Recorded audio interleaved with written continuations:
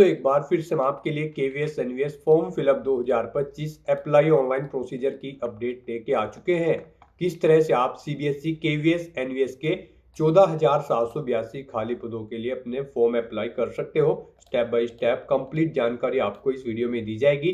TGT, PGT, PRT, teaching, non teaching की vacancy जहां पर निकली है, लास्ट डेट यहां पर इसकी एक्सटेंड कर दी गई है। जो 4 दिसंबर थी उसको अब 11 दिसंबर 2025 कर दिया गया है। एक और मौका है आपके पास, एक सप्ताह यहाँ पर डेट बढ़ा दी गई है, तो अंतिम मौका है एक बार फिर से आपके पास। यहाँ पर डेट बढ़ने के बाद आपको किस प्रकार से अपना फॉर्म भरना होगा, पूरी जानकारी यहाँ पर आपको दे दी जाएगी। तो यहाँ पर आप जल्द से जल्द अपना फॉर्म अप्लाई कर ले।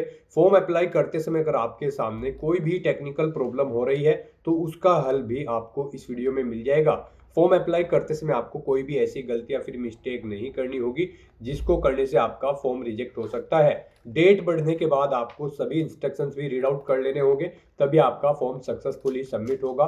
फॉर्म अप्लाई करते समय आप अपना रजिस्ट्रेशन किस प्रकार से करोगे, कैसे आपको पर्सनल क्वालिफिकेशन या फिर अदर डिटेल फिल करनी होगी, किस तरह से आप अपना लाइव फोटो यहाँ पर अपलोड करोगे, डॉक्यूमेंट सिग्नेचर कैसे और कितने केबी में आपको अपलोड करने होंगे, फीस पेमेंट करते हुए रजिस्ट्रेशन से लेकर प्रिंट तक आपको किस तरह से अपना फॉर्म भरना होगा, पूरी जानकारी के लिए आपको ये वीडियो शुरू से लेके एंड तक बिना स्किप किए हुए देखनी होगी। इस वीडियो को पूरा देखने पर ही आपके सभी सवाल और डाउट क्लियर होंगे। तो चलिए दोस्तों, बिना कोई वक्त गंवाए शुरू करते हैं केवीएस एनवीएस फॉर्म फिलअप की पूरी जानकारी। फॉर्म भरने से पहले आपको सबसे पहले हमारी वेबसाइट IND सरकारी नौकरी के इस पेज पर विजिट करना होगा, जिसका लिंक आपको नीचे description plus first comment box में मिल जाएगा। और हमारे इस पेज पर विजिट करके आप यहां से केवीएस एनवीएस का फॉर्म अप्लाई कर सकते हो। केंद्रीय विद्यालय संगठन और नवोदय विद्यालय समिति के अंतर्गत भर्ती निकली है। सीबीएसई की ओर से नोटिफिकेशन रिलीज किया गया था। 14,782 वैकेंसीज है। केवीएस के लिए 9,126 पद है, एनवीएस के लिए 5,656 है। लास्ट डेट यहाँ पर बढ़ा दी गई है, जो 4 दिसंबर थी उसको 11 दिसंबर कर दिया गया है। एक और मौका है, 6 दिन और शेष रह गए हैं यहाँ पर आपके पास आवेदन करने के। लास्ट डेट की अपडेट है, आप पोर्टल पर भी चेकआउट कर सकते हो। जो यहाँ पर रजिस्ट्रेशन की डेट थी केवीएस एनवीएस के लिए वो 11 दिसंबर तक बढ़ा दी गई है। तो 11 दिसंबर तक आप एक बार फिर से अपना फॉर्म अप्लाई कर ले। यहाँ पर आपको पोस्ट वाइज देख सकते हो किस केवीएस के अंतर्गत या फिर एनवीएस के लिए कितनी वैकेंसीज निकली है, क्या एलिजिबिलिटी क्राइटेरिया है, सभी पोस्ट के लिए आपको यहाँ पर जानकारी मिल जाएगी। जैसे कि पीजीटी की सब्जेक्ट वाइज आपको यहाँ पर वैकेंसीज इंफॉर्मेशन, क्वालिफिकेशन की डिटेल। इसी तरह से पीजीटी के बाद में टीजीटी के लिए आप चेकआउट कर सकते हो। उसके बाद में प्राइमरी टीचर पीआरटी के लिए आप यहाँ पर वैकेंसी चेकआउट कर ले और क्वालिफिकेशन की डिटेल चेकआउट कर ले। उसके बाद में नॉन टीचिंग के लिए यहाँ पर वैकेंसीज दी गई है, क्वालिफिकेशन और एज लिमिट भी आपको नॉन टीचिंग के लिए यहाँ पर इसी टेबल में दे दी गई है। तो यहाँ पर आप देख सकते हो मिनिमम 18 वर्ष आयु सीमा है सभी पोस्ट के लिए। प्राइमरी टीचर के लिए मैक्सिमम 30 वर्ष है, टीजीटी के लिए 35 है, पीजीटी के लिए 40 है, वाइस प्रिंसिपल के लिए 35 से 45 है, प्रिंसिपल के लिए 35 से 50 है, असिस्टेंट कमिश्नर के लिए मैक्सिमम 50 है। और जो नॉन टीचिंग की सभी पोस्ट है उनके लिए आपको यहाँ पर टेबल में एज लिमिट दे दी गई है। तो इसी तरह से यहाँ पर आपको फीस की जानकारी दी गई है। Assistant commissioner, principal, vice principal के लिए UR OBC WS के लिए 2800 रुपये फीस है। सीनियर या junior secretariat assistant, stenographer JS से, लैब अटेंडेंट MTS के लिए UR OBC WS के लिए 1700 रुपये फीस है। PGT, TRT, PRT other post के लिए UR OBC WS के लिए 2000 है। SC/ST PS सभी पोस्ट के लिए 500 रुपये फीस है, जो कि आप ऑनलाइन मोड से पेमेंट कर सकते हो। 2 टियर एग्जामिनेशन इंटरव्यू के आधार पे सिलेक्शन होगा। ऑनलाइन अप्लाई कर सकते हो, ऑल इंडिया से अप्लाई कर सकते हो, cbse.gov.in पोर्टल से।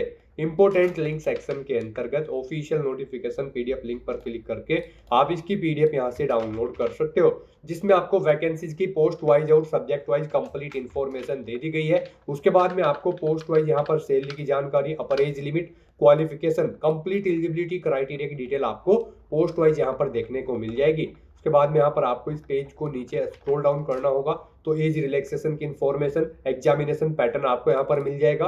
और साथ ही साथ यहाँ पर आपको सिलेबस डिटेल में दे दिया गया है। फॉर्म अप्लाई करने के लिए कुछ गाइडलाइंस दी गई है। फोटोग्राफ, सिग्नेचर अपलोड करने के लिए भी आपको यहाँ पर गाइडलाइंस दी गई है और फीस पेमेंट की भी आपको जानकारी यहाँ पर मिल जाएगी। तो आवेदन करने से पहले आपको ये नोटिफिकेशन की PDF पूरा पढ़ना अनिवार्य है। इसको पूरा पढ़ने से आपके सभी सवाल और डाउट क्लियर होंगे। PDF रीड आउट करने के बाद में आपको अप्लाई ऑनलाइन के इस लिंक पर क्लिक करना होगा, तो आपके सामने ऑनलाइन आवेदन करने का ये ऑफिशियल पोर्टल ओपन हो जाएगा। यहाँ पर आने के बाद गाइज, अगर आपने पहले से रजिस्ट्रेशन कर रखा है तो आपको लॉगिन की टैब दी गई है, आप इस पर क्लिक करेंगे और लॉगिन करके अपना फॉर्म अप्लाई कर लेंगे। लॉगिन करने के लिए यहाँ पर आपको अपना रजिस्ट्रेशन नंबर एंटर करना होगा, फिर आपको अपना पासवर्ड एंटर करना होगा, ये कैप्चा कोड आपको यहाँ पर एंटर करना है और लॉगिन की टैब पर क्लिक करते हुए आपको अपने डैशबोर्ड में लॉगिन करके अपना फॉर्म अप्लाई कर लेना है। और अगर आप इस भर्ती के लिए फर्स्ट टाइम अप्लाई करने जा रहे हो तो सबसे पहले यहाँ पर आपको अपना रजिस्ट्रेशन करना होगा। उसके लिए आपको यहाँ पर न्यू रजिस्ट्रेशन की ये टैब दी गई है, आप इस पर क्लिक करें। आपके सामने यहाँ पर कुछ जनरल इंस्ट्रक्शंस ओपन होंगे, आप इन्हें केयरफुली रीड आउट करें, पेज को नीचे स्क्रॉल डाउन करें, उसके बाद इस चेकबॉक्स को ओके करें और फिर क्लिक हियर टू प्रोसीड के ऑप्शन पर क्लिक कर दें। उसके बाद आपके सामने यहाँ पर रजिस्ट्रेशन का ये फॉर्म ओपन हो जाएगा। अब यहाँ पर आपको अपनी बेसिक इन्फॉर्मेशन प्रोवाइड कराते हुए अपना रजिस्ट्रेशन करना होगा। सबसे पहले यहाँ पर आपको अपना नाम एंटर करना है, फिर आपको अपने फादर का नाम एंटर करना है, मदर का नाम एंटर करना है। उसके बाद यहाँ पर आपको अपनी डेट ऑफ बर्थ सेलेक्ट कर लेनी है। फिर गाइज आपको अपना जेंडर सेलेक्ट करना है, फिर आपको अपना कोई आइडेंटिटी टाइप यहाँ पर सेलेक्ट करना है, pan card, passport, voter ID, कोई भी अपना आइडेंटिटी टाइप यहाँ पर आप सिलेक्ट करें, उसका नंबर यहाँ पर आप एंटर करें। फिर यहाँ पर आपने जो डिटेल प्रोवाइड कराई है इसे आपको दोबारा से फिल करके यहाँ पर कंफर्म करना है। यहाँ पर आपको दोबारा से अपना नाम एंटर करना है, अपने फादर का नाम एंटर करना है, मदर का नाम आपको एंटर करना है, अपनी डेट ऑफ बर्थ आपको सिलेक्ट करनी है, अपना जेंडर आपको दोबारा से यहाँ पर सिलेक्ट करना है और अपनी ये डिटेल यहाँ पर आपको कंफर्म कर लेनी है। फिर आपको अपना प्रेजेंट एड्रेस यहाँ पर एंटर करना है। उसके बाद यहाँ पर आपको अपना इलेक्ट्रॉनिक कम्युनिकेशन एड्रेस एंटर करना है। इसमें आपको यहाँ पर अपनी ईमेल आईडी एंटर करनी है, उसे एक बार फिर से एंटर करके कंफर्म कर लेना है। अपना मोबाइल नंबर यहाँ पर आपको देना है, उसे एक बार फिर से एंटर करके कंफर्म कर लेना है। कोई लैंडलाइन नंबर है तो वो आप एंटर कर दें, नहीं है तो इस कॉलम को आप खाली छोड़ दें। उसके बाद यहाँ पर आपको अपना परमानेंट एड्रेस एंटर करना है। यहाँ पर आप अपना परमानेंट एड्रेस एंटर करें और अगर आपका परमानेंट एड्रेस आपके प्रेजेंट एड्रेस के अकॉर्डिंग सेम है तो आप इस चेकबॉक्स को ओके कर देंगे, same as present address. Automatically आपका परमानेंट एड्रेस आपके प्रेजेंट एड्रेस के अकॉर्डिंग फिल हो जाएगा। उसके बाद यहाँ पर गाइज आपको अपना पासवर्ड क्रिएट करना है। पासवर्ड यहाँ पर आप अपना क्रिएट करें, इसके लिए आपको गाइडलाइन दी गई है। पासवर्ड यहाँ पर आपका 8 से 13 कैरेक्टर के बीच में होना चाहिए और यहाँ पर ये अल्फा न्यूमेरिक फॉर्मेट में होना चाहिए। मीन्स आपके पासवर्ड में कम से कम एक अपर केस कैरेक्टर, एक लोअर केस कैरेक्टर, एक इंटीजर नंबर और एक स्पेशल कैरेक्टर जैसे कि @ या फिर डॉलर होना चाहिए। तो इस फॉर्मेट में यहाँ पर आपको अपना पासवर्ड एंटर करना है, वही पासवर्ड आपको कंफर्म पासवर्ड फील्ड में एंटर करना है। फिर आपको एक सिक्योरिटी क्वेश्चन यहाँ पर सेलेक्ट करना है, उसका आंसर आपको यहाँ पर देना है।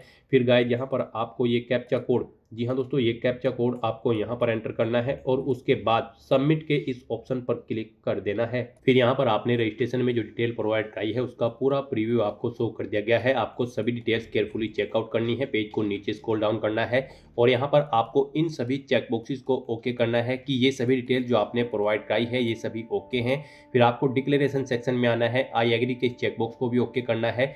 कहीं पर कोई मिस्टेक है तो आप एडिट रजिस्ट्रेशन फॉर्म के इस ऑप्शन पर क्लिक करके एडिट कर सकते हैं और अगर सभी चीज़ें ओके हैं तो बस गाइज यहाँ पर अब आपको submit and send OTP to verify mobile number के इस ऑप्शन पर क्लिक करना है। फिर आपके रजिस्टर्ड मोबाइल नंबर पर एक ओटीपी आया होगा, वो ओटीपी आपको यहाँ पर एंटर करना है। उसके बाद गाइज आपको सबमिट रजिस्ट्रेशन फॉर्म के इस ऑप्शन पर क्लिक करना है।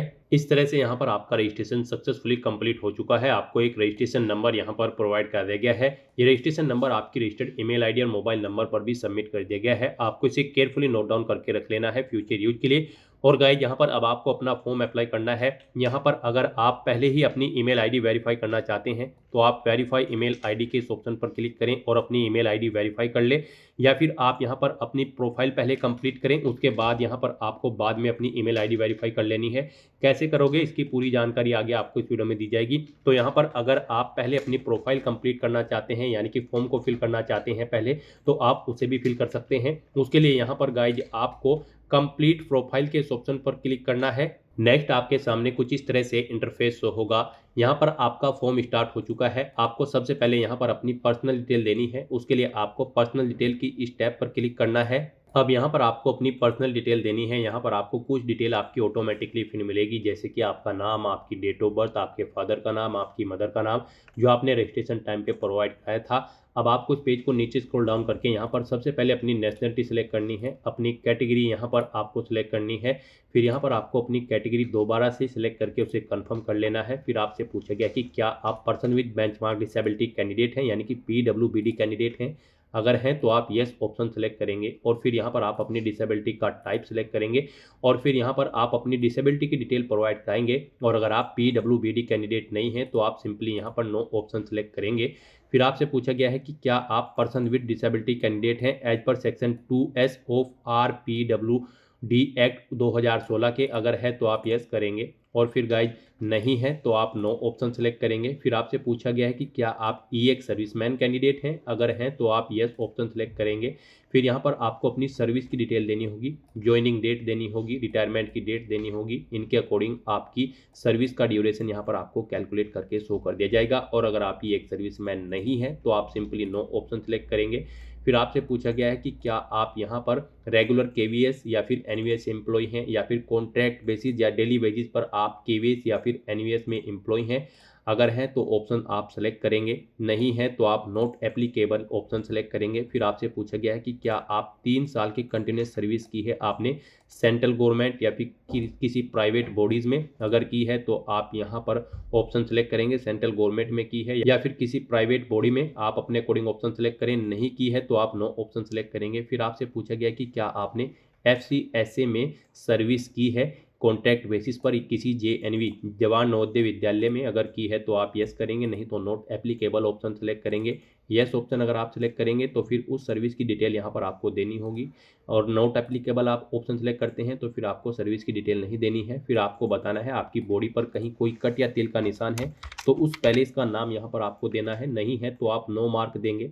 फिर आपको अपना मैरिटल स्टेटस बताना है, आप मैरिड हो, सिंगल हो या फिर डाइवोर्स हो या फिर विडो, आप अपने अकॉर्डिंग ऑप्शन सेलेक्ट करेंगे। फिर गाइज आप ये कैप्चा कोड यहाँ पर एंटर करेंगे और उसके बाद सेव एंड नेक्स्ट के इस ऑप्शन पर क्लिक कर देंगे। नेक्स्ट यहाँ पर आपको अपने डॉक्यूमेंट अपलोड करने हैं। यहाँ पर आपको अपना लेटेस्ट पासपोर्ट साइज फोटो और सिग्नेचर अपलोड करने हैं। इनके लिए आपको गाइडलाइन दी गई है, आपका जो फोटो होगा वो JPG या फिर JPEG फॉर्मेट में होना चाहिए। साइज उसका 10 KB से 200 KB के बीच में होना चाहिए और जो आपके सिग्नेचर की फाइल होगी वो भी JPG या फिर JPEG फॉर्मेट में होनी चाहिए। 10 से 50 KB के बीच में उस फाइल का साइज होना चाहिए। तो अपना फोटो और सिग्नेचर अपलोड करने के लिए आपको चूज फाइल के ऑप्शन पर क्लिक करना है, फाइल को सिलेक्ट कर लेना है और फिर एक्शन में आपको अपलोड के ऑप्शन पर क्लिक करके अपना फोटो और सिग्नेचर यहाँ पर अपलोड कर देने हैं। और व्यू के सेक्शन में आप अपना फोटो और सिग्नेचर व्यू के लिंक पर क्लिक करके व्यू कर सकते हो। तो इस तरह से यहाँ पर अपना फोटो और सिग्नेचर अपलोड करने के बाद फिर आपको ये कैप्चा कोड यहाँ पर एंटर करना है और उसके बाद सेव एंड नेक्स्ट के इस ऑप्शन पर क्लिक कर देना है। फिर आपने पीछे अब तक जो अपनी प्रोफाइल डिटेल प्रोवाइड कराई है उसका पूरा प्रीव्यू आपको शो कर दिया गया है। आपको सभी डिटेल्स केयरफुली चेकआउट करनी है, पेज को नीचे स्क्रॉल डाउन करना है। यहाँ पर आपको इन सभी चेकबॉक्सेस को ओके करना है कि ये सभी डिटेल्स जो आपने प्रोवाइड कराई है ये करेक्ट है। उसके बाद आपको डिक्लेरेशन सेक्शन में आना है, आई एग्री के चेकबॉक्स को ओके करना है और उसके बाद गाइस आपको फाइनल प्रोफाइल सबमिशन की स्टेप पर क्लिक करना है। इस तरह से यहाँ पर आपकी प्रोफाइल सक्सेसफुली कंप्लीट हो जाएगी। फिर आपको आपके डैशबोर्ड में डायरेक्ट कर दिया जाएगा। अब गाइज यहाँ पर आपको कंप्लीट प्रोफाइल के इस ऑप्शन पर फिर से क्लिक करना है और गाइज यहाँ पर अब आपको अपनी ईमेल आईडी वेरीफाई करनी है और अपनी प्रोफाइल को कंप्लीट करना है। तो यहाँ पर अब आपको ये कैप्चा कोड यहाँ पर एंटर करना है। अगर आप अपनी ईमेल आईडी चेंज करना चाहते हैं तो यहाँ पर अभी आपके पास टाइम है, आप चेंज ईमेल आईडी के इस ऑप्शन पर क्लिक करके अपनी ईमेल आईडी चेंज कर सकते हैं और फिर उसे यहाँ पर आप वेरीफाई कर सकते हैं। चेंज नहीं करनी है तो बस गाइज यहाँ पर आपको ये कैप्चा कोड अब यहाँ पर एंटर करना है और उसके बाद सबमिट एंड गेट OTP के इस ऑप्शन पर क्लिक करना है। फिर आपकी रजिस्टर्ड ईमेल आईडी पर एक OTP आया होगा, वो OTP आपको यहाँ पर एंटर करना है और उसके बाद गाइज आपको वेरीफाई के इस ऑप्शन पर क्लिक करके अपनी ईमेल आईडी को वेरीफाई कर लेना है। OTP नहीं आया है तो आप यहाँ पर रिसेंट कोड के इस ऑप्शन पर क्लिक करके OTP मंगा सकते हो दोबारा से। इस तरह से यहाँ पर आपकी प्रोफाइल सक्सेसफुली कंप्लीट हो चुकी है, उसके सभी स्टेप कंप्लीट हो चुके हैं। अब आपको अपना फॉर्म अप्लाई करना है। उसके लिए गाइज अब आपको यहाँ पर अप्लाई नाउ के इस ऑप्शन पर क्लिक करना है। प्रोफाइल एडिट करना चाहते हैं तो आप एडिट प्रोफाइल के ऑप्शन पर क्लिक करके एडिट कर सकते हैं। अगर सभी चीज़ें ओके हैं तो यहाँ पर अब आप अप्लाई नाउ के स्टेप पर क्लिक करें। नेक्स्ट आपके सामने कुछ इस तरह से इंटरफेस ओपन होगा। अब यहाँ पर आपको अप्लाई करना है। यहाँ पर आप जिस भी पोस्ट के लिए अप्लाई करना चाहते हैं उसके सामने आपको अप्लाई के स्टेप पर क्लिक करना है और अपनी चॉइस के अकॉर्डिंग यहाँ पर आपको अप्लाई कर लेना है। गाइस यहाँ पर मल्टीपल पोस्ट है, टीचिंग और नॉन टीचिंग की, KVS और NVS में। आप जिसके लिए भी अप्लाई करना चाहते हैं अप्लाई कर सकते हैं। जैसे कि यहाँ पर केंद्रीय विद्यालय संगठन और नवोदय विद्यालय समिति में असिस्टेंट कमिश्नर, प्रिंसिपल और वाइस प्रिंसिपल की पोस्ट है, उसके लिए आप अप्लाई कर सकते हो। केंद्रीय विद्यालय संगठन और एनवीएस में यहाँ पर नॉन टीचिंग पोस्ट है, इसके अंतर्गत आपको मल्टीपल पोस्ट देखने को मिल जाएगी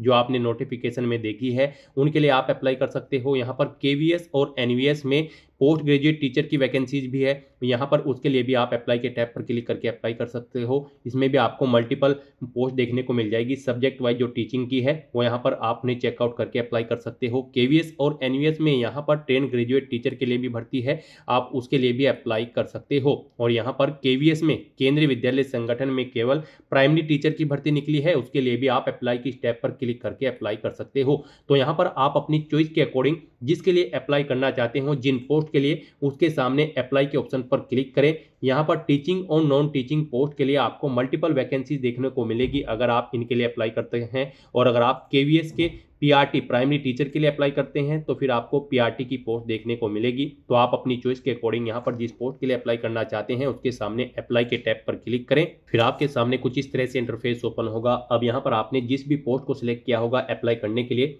उसके लिए आप अप्लाई कर पाओगे कंप्लीट एप्लीकेशन फॉर्म के इस ऑप्शन पर क्लिक करके। और अगर आप इस पोस्ट के लिए अप्लाई नहीं करना चाहते हैं, किसी और पोस्ट के लिए अप्लाई करना चाहते हैं, तो फिर यहाँ पर आप click here to visit another post के लिंक पर क्लिक करेंगे और आप दूसरी पोस्ट सेलेक्ट करके उसके लिए आप फिर यहाँ पर अप्लाई कर सकते हैं। गाइस, यहाँ पर अगर आपने एक बार अपनी प्रोफाइल कंप्लीट कर ली है तो यहाँ पर आप मल्टीपल पोस्ट के लिए अप्लाई कर सकते हैं। Teaching, non teaching, primary teacher, आप जिस भी पोस्ट के लिए अप्लाई करना चाहते हैं अप्लाई कर सकते हैं। यहाँ पर आप एक से ज़्यादा पोस्ट के लिए अप्लाई कर सकते हो जब आप यहाँ पर अपनी प्रोफाइल कंप्लीट कर लेंगे। तो यहाँ पर अब आपको अपना फॉर्म कंप्लीट करने के लिए जिस पोस्ट पर आप अप्लाई कर रहे हैं उसके लिए आपको कंप्लीट एप्लीकेशन फॉर्म की स्टेप पर क्लिक करना है। फिर आपके सामने कुछ इस तरह से इंटरफेस शो होगा। यहाँ पर आप जिस भी पोस्ट के लिए अप्लाई कर रहे हैं उसके लिए यहाँ पर आपको अब अप्लाई फॉर डिटेल की इस टैब पर क्लिक करना है और अप्लाई करना है। नेक्स्ट आपके सामने कुछ इस तरह से इंटरफेस शो होगा। अब यहाँ पर आपको पोस्ट सेलेक्ट करनी है जिन पोस्ट के लिए आप अप्लाई करना चाहते हैं। गाइज, आप स्टार्टिंग में जब भी ऑप्शन सेलेक्ट करेंगे टीचिंग, नॉन टीचिंग या फिर प्राइमरी टीचर, उसके अकॉर्डिंग यहाँ पर आपको पोस्ट शो होंगी और इनमें अब आपको अप्लाई करना है। आप जिस पोस्ट के लिए अप्लाई करना चाहते हैं उसे यहाँ पर आप सिलेक्ट करें। आप मल्टीपल पोस्ट के लिए यहाँ पर अप्लाई कर सकते हैं। जैसे कि प्राइमरी टीचर की पोस्ट के लिए अगर आप अप्लाई कर रहे हैं तो आप primary teacher KVS option select करें। और फिर यहाँ पर आप प्राइमरी टीचर म्यूजिक के लिए भी अप्लाई करना चाहते हैं तो इस ऑप्शन को भी आप सिलेक्ट कर लें। प्राइमरी टीचर स्पेशल एजुकेटर के लिए अप्लाई करने जा रहे हैं तो आप इस ऑप्शन को भी क्लिक कर लें। यहाँ पर आप मल्टीपल पोस्ट के लिए अप्लाई कर सकते हैं। तो यहाँ पर आप अपनी चॉइस के अकॉर्डिंग जिस भी पोस्ट के लिए अप्लाई करना चाहते हैं वो पोस्ट सेलेक्ट करें। यहाँ पर आप टीचिंग, नॉन टीचिंग जिस भी पोस्ट के लिए अप्लाई कर रहे हैं उसके अकॉर्डिंग यहाँ पर आपको पोस्ट शो होंगी और आप उन पर जिनमें भी अप्लाई करना चाहते हैं अप्लाई कर सकते हैं। तो यहाँ पर आप अपनी पोस्ट सेलेक्ट करें। उसके बाद यहाँ पर आप टीयर फर्स्ट का जो पेपर होगा उसका मीडियम सेलेक्ट करें, किस लैंग्वेज में आप पेपर चाहते हैं। फिर यहाँ पर आपको सेलेक्ट करना है यहाँ पर आपको किस भाषा में दक्षता है, यानी कि किस भाषा पर आपकी पकड़ मजबूत है वो यहाँ पर आपको सेलेक्ट करना है। फिर आपसे पूछा गया है कि क्या आपको प्रोफिशिएंसी है हिंदी और इंग्लिश मीडियम में टीचिंग की, अगर है तो आप यस करेंगे, नहीं तो आप नो ऑप्शन सेलेक्ट करेंगे। फिर आपसे पूछा गया है कि क्या आपको कंप्यूटर एप्लीकेशन की भी नॉलेज है, अगर है तो आप यस करेंगे, नहीं तो नो ऑप्शन सेलेक्ट करेंगे। उसके बाद गाइज आपको ये कैप्चा कोड यहाँ पर एंटर करना है और फिर सेव एंड नेक्स्ट के इस ऑप्शन पर क्लिक करना है। नेक्स्ट यहाँ पर आपको अपनी क्वालिफिकेशन की डिटेल प्रोवाइड करनी है। गाइज, आप ऑफिशियल नोटिफिकेशन में से अपनी क्वालिफिकेशन की डिटेल चेकआउट कर सकते हो। पोस्ट वाइज यहाँ पर आपको क्वालिफिकेशंस की डिटेल प्रोवाइड कराई गई है।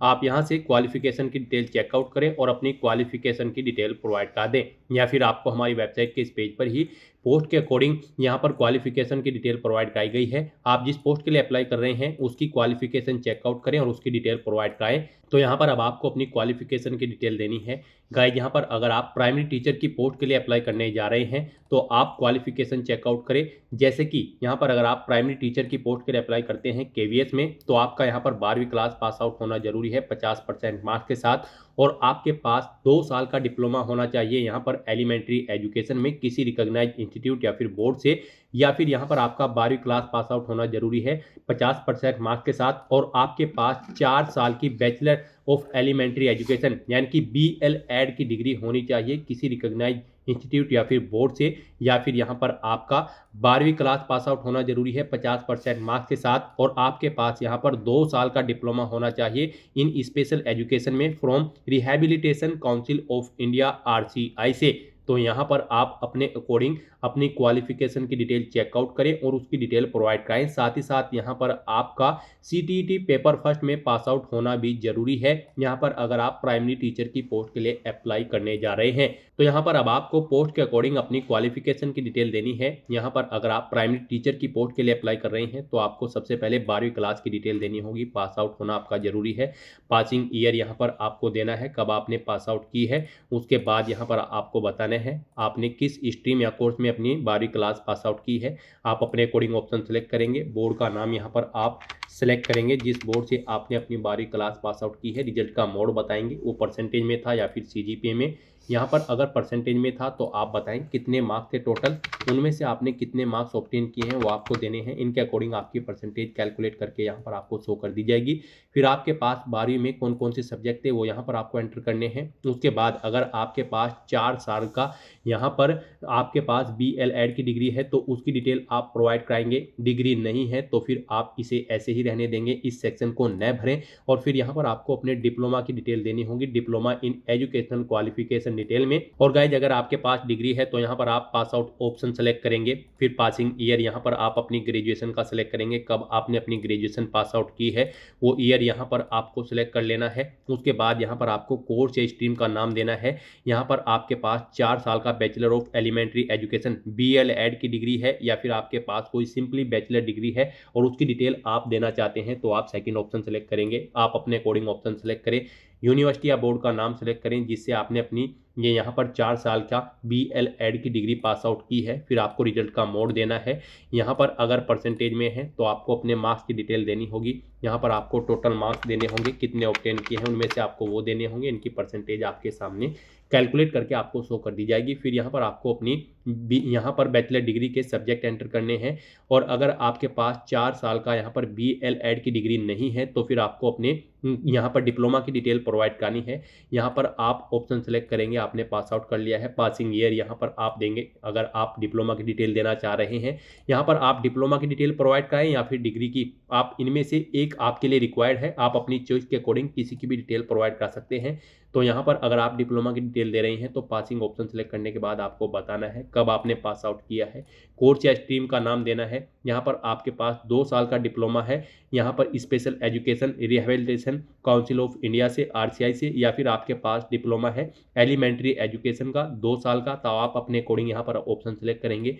बोर्ड या यूनिवर्सिटी का नाम देंगे जिससे आपने अपने ये डिप्लोमा पास आउट किया है। रिजल्ट का मोड बताएंगे। यहाँ पर परसेंटेज में अगर है तो फिर आपको अपने मार्क्स की डिटेल यहाँ पर देनी होगी। इनके अकॉर्डिंग आपकी परसेंटेज कैलकुलेट करके आपको शो कर दी जाएगी। सब्जेक्ट देने होंगे जिसमें आपने ये डिप्लोमा कंप्लीट किया है। स्पेशल एजुकेशन क्वालिफिकेशन का डिप्लोमा है अगर आपके पास तो उसकी डिटेल भी आप सेम ऐसे ही यहाँ पर प्रोवाइड कर सकते हैं। गाइज यहाँ पर अगर आप डिग्री की डिटेल प्रोवाइड करा रहे हैं तो फिर डिप्लोमा के इन सेक्शन में आपको पासिंग स्टेटस में नोट एप्लीकेबल ऑप्शन सेलेक्ट करना होगा। यहाँ पर आप नोट एप्लीकेबल ऑप्शन सेलेक्ट करेंगे। और अगर आप डिप्लोमा की डिटेल दे रहे हैं तो फिर आपको डिग्री में नोट एप्लीकेबल ऑप्शन सेलेक्ट करना होगा। तो इस तरह से यहाँ पर आपको अपनी क्वालिफिकेशन की डिटेल देनी है। इस तरह से अपनी क्वालिफिकेशन की डिटेल यहाँ पर आपको पोस्ट वाइज प्रोवाइड करानी है। और उसके बाद गाइज आपको ये कैप्चा कोड यहाँ पर एंटर करना है और फिर सेव एंड नेक्स्ट के इस ऑप्शन पर क्लिक कर देना है।